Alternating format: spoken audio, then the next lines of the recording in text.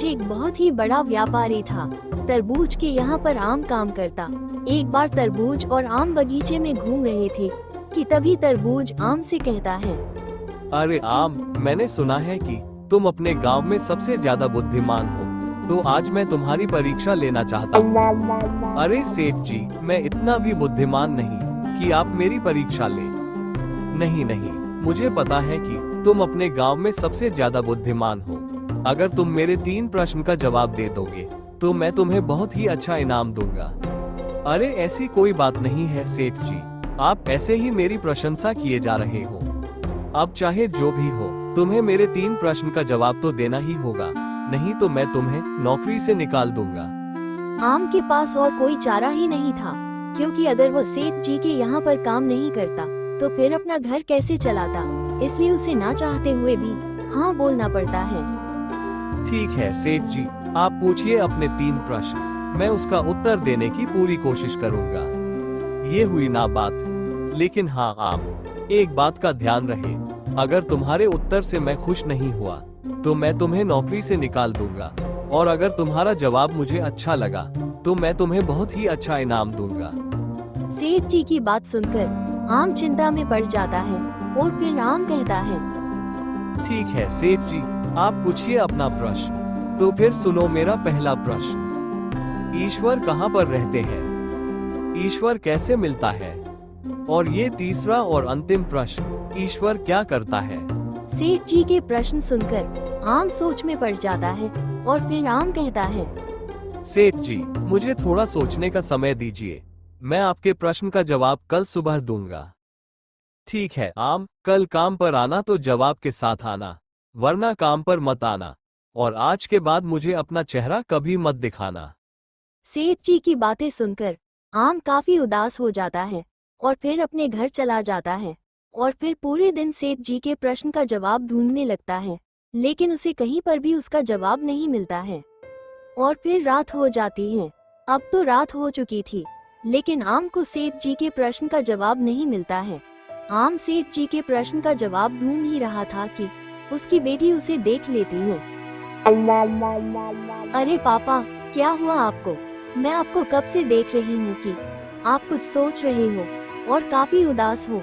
कोई चिंता की बात है क्या? हाँ बेटी, चिंता की तो बात है, मेरी नौकरी खतरे में है, अब हमारा क्या होगा? क्या मतलब? उसके बाद में आम अपनी बेटी नींबू को सारी बात बताता है। अच्छा, तो ये बात है। पिताजी, सेठ जी के प्रश्नों के उत्तर सेठ जी को मैं खुद उसे दूंगी। कल सुबह आप मुझे सेठ जी के पास लेकर जाइएगा। लेकिन बेटी, क्या तुम्हारे पास इसका उत्तर है? हाँ पापा, मेरे पास इसका उत्तर है। अब आप चिंता करना छोड़ दीजिए और आराम से सो जाइए। और फिर अगले दिन आम अपनी बेटी नींबू को सेठ जी के पास लेकर चला जाता है।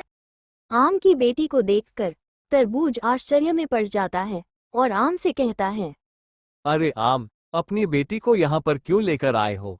तुम यहाँ पर काम करने आए हो या फिर अपनी बेटी को घुमाने लेकर आए हो? और आम, तुम मेरे प्रश्न का जवाब लेकर आए हो या फिर यूं ही मुंह उठाकर आ गए? हाँ हाँ सेठ जी, आज आपको आपके प्रश्न का जवाब मिल जाएगा।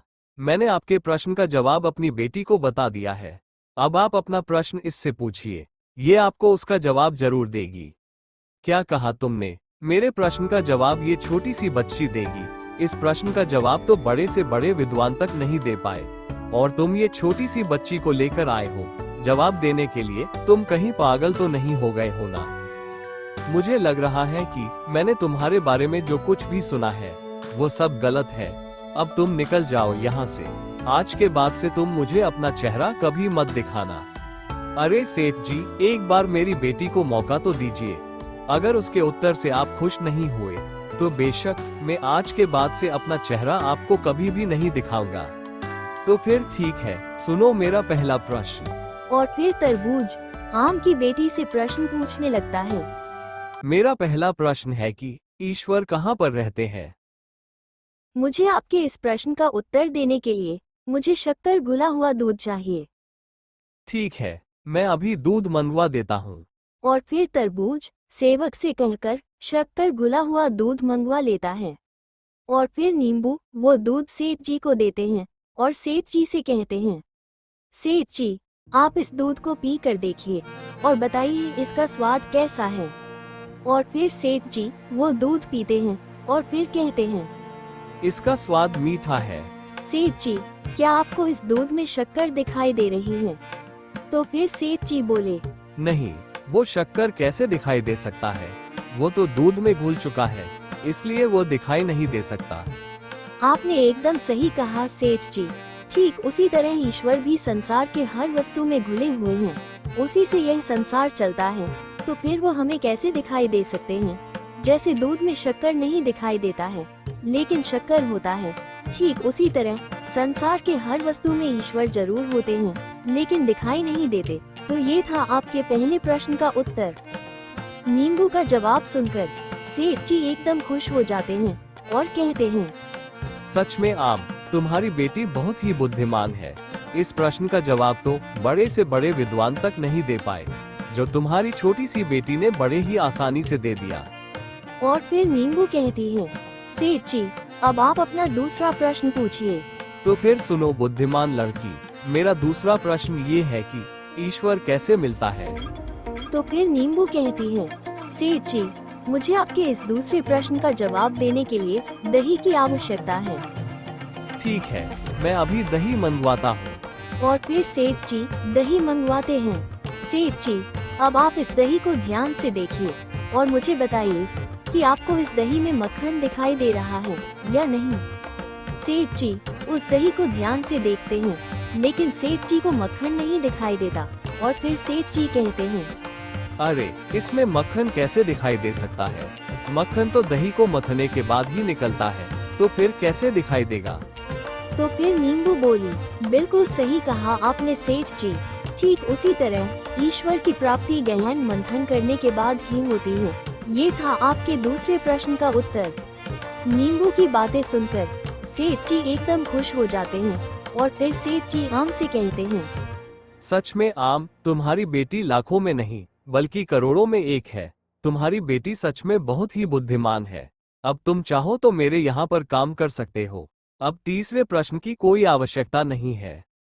तो फिर नींबू कहती है, नहीं सेठ जी, आपने मेरे पापा से 3 प्रश्न पूछे थे, तो मैं भी आपके तीनों प्रश्नों के उत्तर देकर ही रहूंगी। अब आप अपना तीसरा प्रश्न पूछिए। नींबू की बातें सुनकर सेठ जी एकदम खुश हो जाते हैं और फिर सेठ जी कहते हैं, ठीक है नींबू, अगर तुम इतना बोल ही रही हो तो फिर मेरा तीसरा और अंतिम प्रश्न सुनो। ईश्वर क्या करता है? सेठ जी, इस प्रश्न का उत्तर देने के लिए आपको मुझे अपना गुरु मानना होगा, तभी मैं आपको इस प्रश्न का उत्तर दे पाऊंगी। तो फिर सेठ जी बोले, ठीक है, तो मैं तुम्हें अभी से अपना गुरु मानता हूँ। आपने मुझे अपना गुरु तो मान लिया है, लेकिन आप कुर्सी पर बैठे हो और मैं यहाँ पर खड़ी हूँ। क्या यह अच्छा लगता है कि गुरु खड़ा रहे और शिष्य कुर्सी पर बैठे? ठीक है, तुम यहाँ पर आ जाओ, मैं वहाँ पर खड़ा हो जाता हूँ। और फिर नींबू सेठ जी की कुर्सी पर बैठ जाती है और सेठ जी खड़े हो जाते हैं। सेठ जी की कुर्सी पर बैठकर नींबू बोली, सेठ जी, तो ये था आपके तीसरे प्रश्न का उत्तर। तीसरे प्रश्न का उत्तर कैसे? मैं कुछ समझा नहीं। सेठ जी, ईश्वर की यही लीला है, राजा को रंक और रंक को राजा बना देता है। ईश्वर पल भर में कुछ भी कर सकते हैं। ये था आपके तीसरे प्रश्न का उत्तर कि ईश्वर क्या करते हैं। नींबू की बातें सुनकर सेठ जी खुश हो जाते हैं और फिर सेठ जी नींबू और आम से कहते हैं, नींबू, मैं तुम्हारे उत्तर से मैं बहुत ही खुश हूँ। तुमने मेरे सारे प्रश्न के उत्तर मुझे एकदम सही सही दिया है। इसके उत्तर तो बड़े से बड़े विद्वान तक नहीं दे पाते, जो तुमने बड़ी आसानी से दे दिया है। और आम, जैसा कि मैंने कहा था कि मेरे प्रश्नों के उत्तर संतोषजनक मिलेंगे, तो मैं तुम्हें एक अच्छा सा इनाम दूंगा। तो ये लो पूरे 1,00,000 रुपए, और आज के बाद से तुम्हारी बेटी की पढ़ाई में जो भी खर्चा होगा वो सारा खर्चा मैं करूंगा। तुम अब से अपनी बेटी की चिंता करना छोड़ दो। अब ये तुम्हारी ही नहीं बल्कि मेरी भी बेटी है। तो आपको ये कहानी कैसी लगी, हमें कमेंट में जरूर बताना।